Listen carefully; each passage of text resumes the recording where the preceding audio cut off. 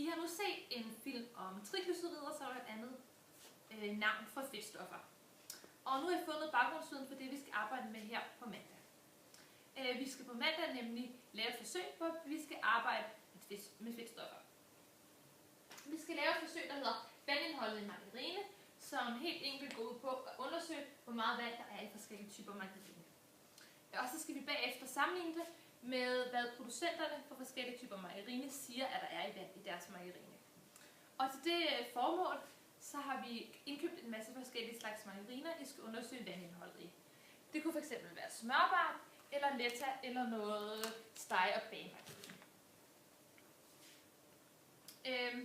Forsøget hedder som sagt vandindholdet i margarine, og går ud på netop at bestemme, hvor meget vand der er i margarinen.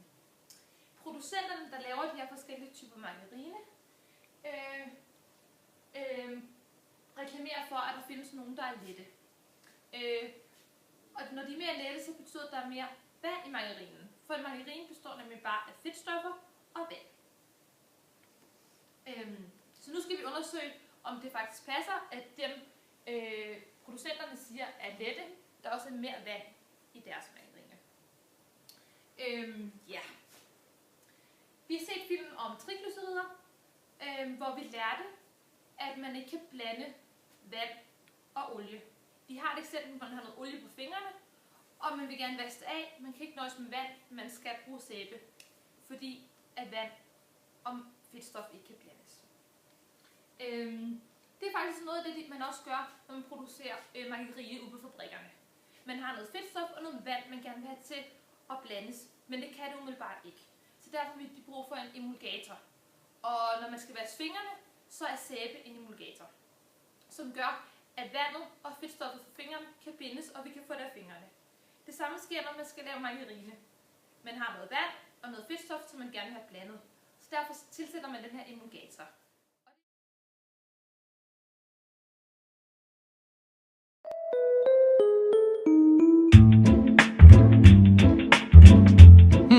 Hvad er en emulgator egentlig? Ja, det er slet ikke så dumt at have styr på, da du finder emulgatorer i mange af de fødevarer, du spiser. For eksempel brød, kiks, kager, margarine, mayonnaise, dressing og is. Lad os først kigge på selve ordet. Emulgator. En emulgator er noget, der er i stand til at skabe en emulsion. Og en emulsion vil sige at blande to væsker, som ikke af sig selv kan bindes til hinanden. Du kender muligvis udtrykket at gyde olie på vandene. Og du har nok lagt mærke til, at olie og eddike ikke vil vide det mindste af hinanden, når man laver en dressing. Men så er det, at man rører rundt, man emulgerer for at blande de to væsker. Eller rettere, for at lave en emulsion. Men det er jo på lånt tid, for inden længe, så vil de gå hver til sit igen. Og det her, en emulgator, er nyttig. En emulgator er en ingrediens, som sørger for, at vand og olie kan blande sammen. Altså, at væskerne forbliver jævnt fordelte i hinanden.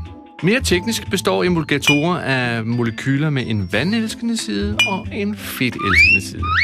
På den måde kan emulgatoren fungere som bindemiddel mellem fedt og vand, i det molekylets sider vil binde begge sider sammen.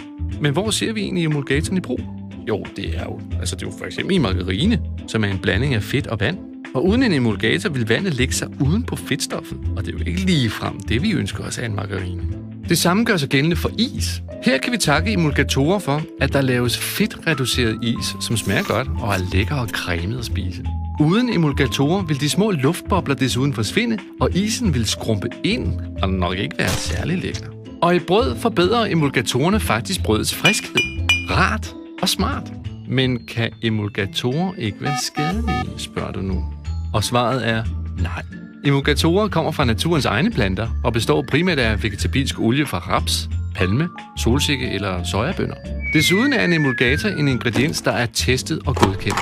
Den har derfor fået et E-nummer, som betyder, at det er sikkert at anvende i fødevarer. Emulgatorer tilsætter ikke nogen mærkelige stoffer til fødevarerne, men tilfører en funktion eller en evne, nemlig at uopløselige væsker bliver bundet sammen. Ja, men hvad så med... nej, igen. Du skal ikke være nervøs for, at du buler ud, fordi emulgatorer tværtimod kan hjælpe med at reducere fedtindholdet i en række fødevarer, som for eksempel i minarine, hvor fedt er blevet erstattet af vand. Men er emulgatorer så egentlig nødvendige ingredienser? Ja, det er de faktisk, hvis vi ønsker de nyttige egenskaber, som emulgatorer bidrager med i de fødevarer, vi køber i dag. Og det er jo ikke så ringe endda.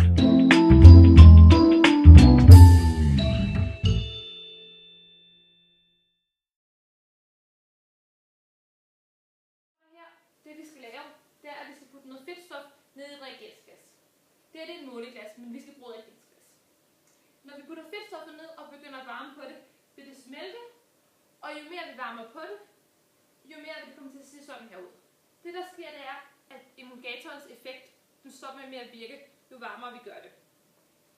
Så når vi har fået det op omkring 90 grader, så vil vi kunne se i vores reagensglas, at det ser sådan her ud. At vi har 2 lag. Og nu har vi så vores vand og vores fedtstof i 2 forskellige lag. Nu virker emulgatoren ikke mere. Nu kan vand og fedtstof ikke blandes mere. Til forsøget skal vi så derfor bruge nogle forskellige margariner, som vi skal varme op. Vi skal derfor bruge en træfod, et keramisk trådnet og en bund, som brænder til opvarmningen. I den forbindelse bruger vi også et bæreglas, som vi sætter op på vores keramiske trådnet med noget vand i, tager vores reagensglas, putter fedtstof i, kommer ned i vores bæreglas med vand og varmer op. Når vi tager reagensglasset af, så vil det være rigtig varmt. Derfor har vi en træklippe til at tage reagensglas op med. Så skal vi selvfølgelig bruge et termometer til at holde øje med, at temperaturen nede i vores vand ikke bliver over 90 grader. Og så glæder jeg mig til at se jer på mandag.